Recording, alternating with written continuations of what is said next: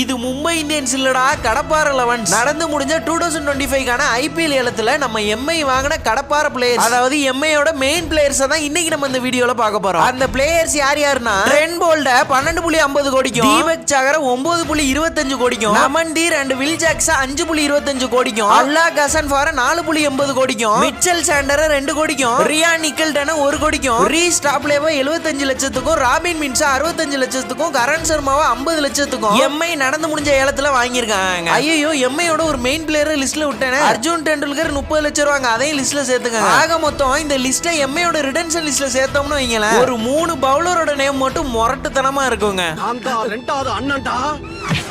bolt புடுங்கி புடுங்கி புடுங்கி ட்ரெண்ட் ஆன ட்ரெண்ட் போல்டு, 3வது அண்ணன் சதக்கு சதக்குன்னு விக்கெட் எடுக்கிற தீபக் சாகர், நான் தான் மூத்தண்ணன், பூம் பூம்னு ஒவ்வொரு பேட்ஸ்மேன் எல்லாரும் ஒரு பும்ரா,